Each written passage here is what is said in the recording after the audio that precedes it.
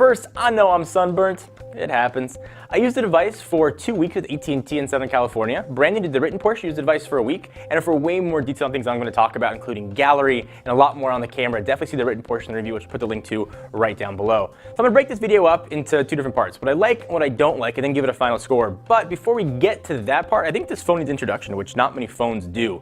So this is Amazon's first foray into the smartphone world. They've long offered apps for mobile devices, and of course their own line of Fire branded tablets. The Fire phone, though, takes a familiar Android-based UI of those tablets and tweaks it for a phone.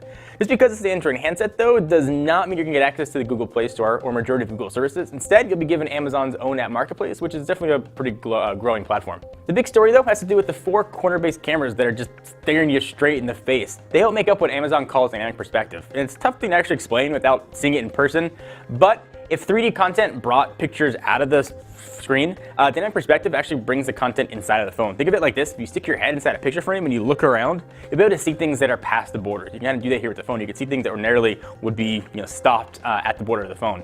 And here is why Amazon thinks you might be interested in a Fire phone. A purchase of the Fire phone includes a handful of kind of nice perks, including a free year of Prime, which is a limited time offer, just in case you're wondering about that and when you should buy. It also offers Mayday customer video support, which is awesome, and a feature called Firefly, which we'll talk more about. And these are all features that no other phone offers. Love them or hate them, no other phone can sort of bring that to you.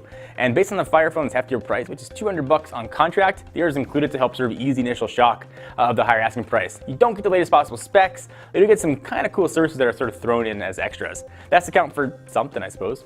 So with that out of the way, let's jump into the likes. One of the main features Amazon is really pounding their chest and touting is Firefly. So despite a chunk of its core functionality already being built into Amazon apps on Android and iOS, it's an idea that in an ideal world takes whatever you point the camera at, either tells you what it is, gives you a chance to buy it, or in the case of phone numbers and email addresses, the chance to store them. So you can take a business card and suddenly get the phone number, email address right into your phone. In our testing, though, we found it's actually not all it's cracked up to be, though we were looking forward to Amazon introducing tons of software improvements that they promised to help improve the experience down the road. It's way more than capable, though, of recognizing text on business cards and websites without having to type the address actually in, which is super nice. It also does a really good job at pinpointing the song you're listening to and picking out the TV shows and movies that you're watching. So works kind of as advertised. But it's not so great, however, on physical objects. In the video we did sort of a lot more thoroughly explains the feature. A link to that will be down below as well. It got products wrong, or otherwise didn't even bring the product up at all. We even tried to Firefly the Fire TV, and it didn't bring up anything, which is a big deal. For other things though, like Mario Kart 8, Firefly worked just fine. But the feature needs a lot of fixing and updates before Amazon really gets it to where it wants to be. But they have promised they're going to bring a lot more to it. For right now, it sort of works well, but not as well as it could. I added it into the likes category. I think it's got a lot of potential, and it's really cool to see it work, and the UI is absolutely gorgeous. So I debated a lot where to put the dynamic perspective in this review. It's a really cool feature, and it adds a whole new dimension when playing games or designed to take advantage of it. But outside of that, the novelty wears off super fast. I kept looking for a way to even turn it off. It's in the like part of the review, though, because despite an initial bias before I used the device, it doesn't detract from the experience at all. It doesn't always add, but unlike 3D, I found it kind of pleasant, and I'm excited to see what Amazon can do with it. Aside from making maps look kind of cool, adding some tweaks to games. Battery life on the 2400 mAh battery was actually a pleasant surprise. I wasn't expecting much, despite all the processing that's got to be going on behind the scenes to make that dynamic perspective work. I know a lot of people are knocking it for the design, but I'm kind of ambivalent to it, although Brandon totally feels otherwise. Again, if you want to hear his thoughts, link down below. It looks like the love child of an Nexus 4 and an iPhone 4, which are both good-looking devices, but I also get that it's harder and harder to stand out in the design world when you're just sort of making different versions of rectangles. Despite my initial concerns in my first impressions video, I actually liked getting to know a brand new OS. There aren't that many chances I get to do that. I use an Android phone, I know what it's going to look like. I use an iOS phone, I know how it's going to be. Things might look a little different in the settings, but the overall experience is pretty much the same. So I kind of relish the opportunity to learn something totally new. Like, I don't know how to change brightness, let's go find it. I don't know how to multitask, let's go find it. That was really kind of cool to do. And if you like phones like I do, you might kind of like that same experience as well. The 13 megapixel camera right on the back was also pretty good. Pictures came out nice, colors were accurate and represented how it was supposed to look, and also looked pretty good in low light. If you want to see more though on the camera and galleries and all that kind of stuff, see Brandon's review, links to me down below again.